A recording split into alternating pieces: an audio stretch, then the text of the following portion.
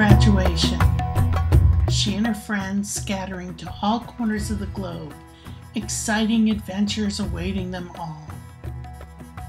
My life used to be like that. I was the first woman geologist to work on an oil rig in the Dutch North Sea.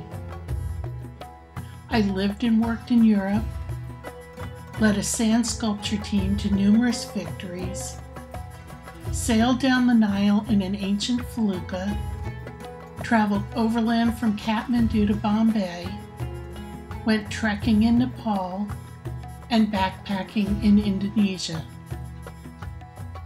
I went rock climbing, winter mountaineering, paddling through the Grand Canyon, rode an elephant bareback, and ran for my life from a rhinoceros. But the years took their toll. I cared for my aunt when she got Alzheimer's, my mom when she got pancreatic cancer, and then my dad when he just got old. As I cared for them, my own health declined. I spent so much time helping others die that I forgot how to live. My health was improving, but I'd become boring. Inspired by my niece and accompanied by my sister Barbara and my friend Catherine, I left for Tanzania for a Serengeti safari.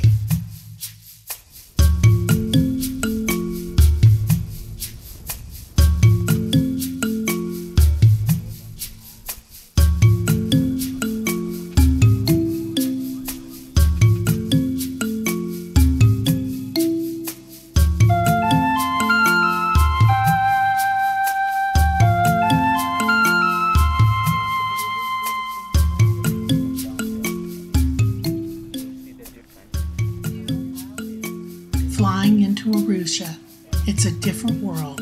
The lodge, a tropical paradise. The city, noisy, dusty, crowded.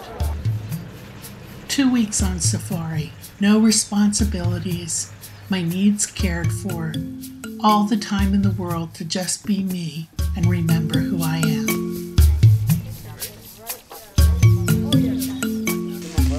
We were with an incredible group of people that were kind and friendly and fun, and every day was just filled with joy and laughter.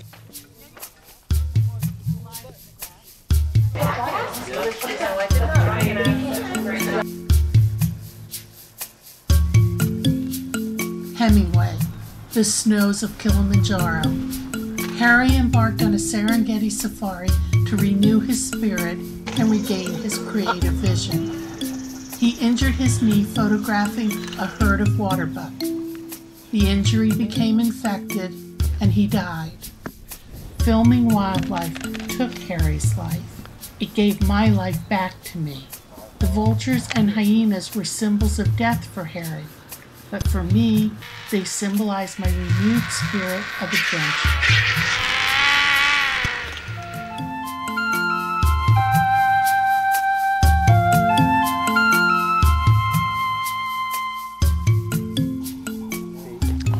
I remember the morning that we saw a leopard in a tree, a pride of lions, a lioness with her cubs under the tree, cheetahs. Carol was filming all of this. I said, "You must be so excited." And Carol burst into tears. She was so happy.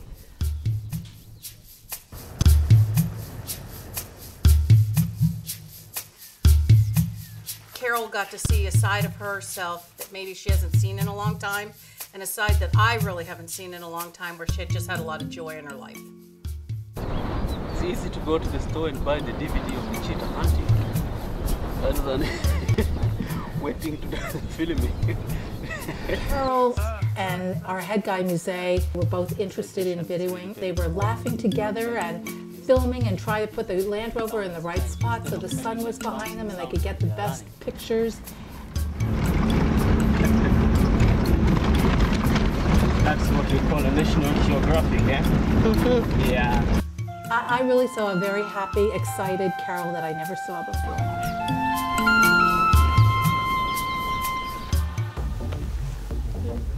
I've always been drawn to indigenous cultures. The vicarious experience of community and belonging restores me. My bond with John, the Maasai warrior on our trip, heightened this experience. We got the most incredible opportunity to meet the Maasai people and to stay on their lands. These people, they just arrived. According to the history, it looks like they are coming from Egypt. She started talking about maybe she could do a documentary on their life and the different ceremonies they have. There was a different Carol I saw in Africa, and I think she didn't want to come home and leave all of that behind.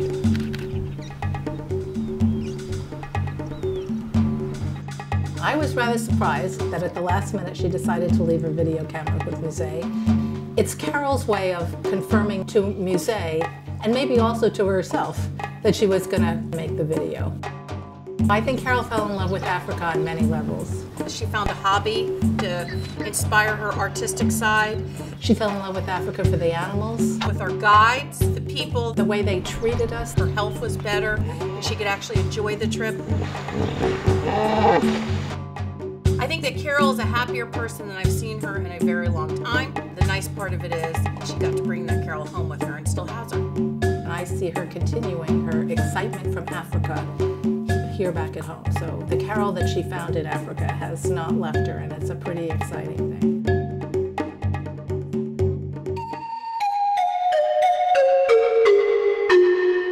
I think of Africa all the time. As I work on this film, I know that I am back in the land of the living. I hope to return to Africa to make a documentary, but if it doesn't happen, I won't regret that in a moment of insanity, I left behind my video camera. My camera's in good hands with Musée, and by leaving it there, I was able to bring home my dream. And with that dream, my life feels like it used to be. Yep.